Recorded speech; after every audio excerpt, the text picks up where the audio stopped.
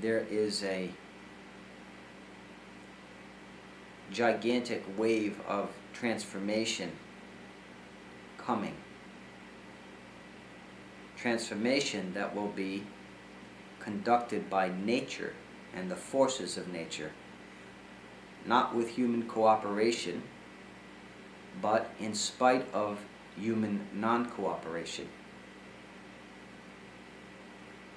There are tendencies as expressed in the world economic system, the governmental systems of the world, that indicate that the human being is profoundly gripped in myopic viewpoints and absolute selfishness. And that selfishness or greed is going to become extinct at some point due to many reasons, several reasons. We will see how it all plays out. I'm not a psychic, so I'm not going to give you details. But you don't need to be a psychic to see that things are very corrupt these days. And the viewpoint and intelligence of the human community is so anti-organic and anti-commonsensical from the viewpoint of nature's intelligence that it would be really a leap of the imagination for anyone not to conclude that there must be gigantic transformation, or at least the destruction of the present viewpoint. What will be on the other side of that gigantic revelation of failure and ineptness and callousness and selfishness, we don't know. But the phoenix always rises from its own ashes. Out of destruction comes more creation. That's not something to give you hope, it's just an organic fact. There's only transformation of energy on this planet and transformation of energy throughout the entire universe. The universe is just a play of energy, and even in the most dense circles, that transformation still goes on.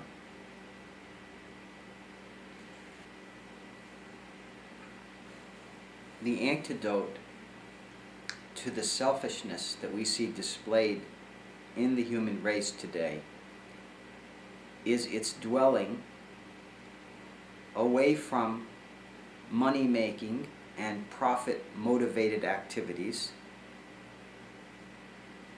toward a more organic style of living. That organic style of living will be structured in deeper emotions and intellectual pursuits. It will also be structured and made possible by existentialist meditation. Existential meditation, meaning meditation which transcends the various forms of God that is symbolized in the various religious traditions on the planet. That will be the next major evolutionary leap for the human race, to exit out of its childlike fascination with religion and anthropomorphized gods and monotheistic systems to a more all-inclusive and organic form of seeing. Beauty, truth, aesthetics, proportion, the motive to inspire life with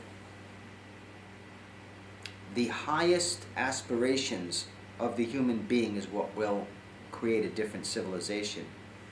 It will be a civilization based not just on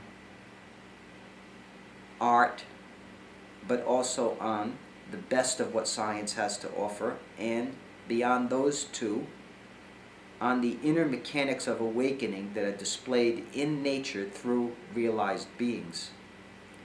Realized beings will become the focal point for the new civilization in providing the basic atmosphere in which to function. They don't necessarily have political solutions or economic solutions, but they provide the basic atmosphere in which humans can think clearly, in which the light of being, is shed forth in all directions, alleviating many of the fears, the irrational fears, such as fighting over which God is the real God. All of those peripheral and congested forms of suffering will be dissolved, and what will replace it will be a more open-minded exposition on reality itself.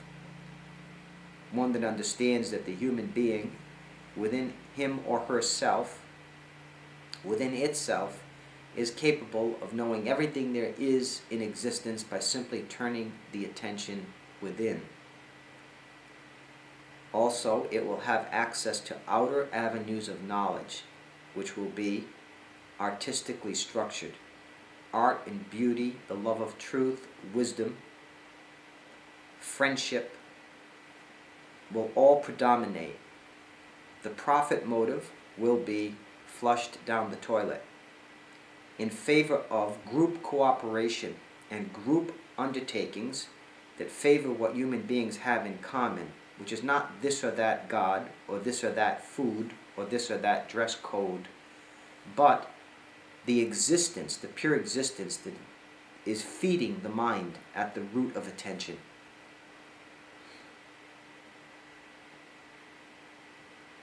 Beauty is non-denominational.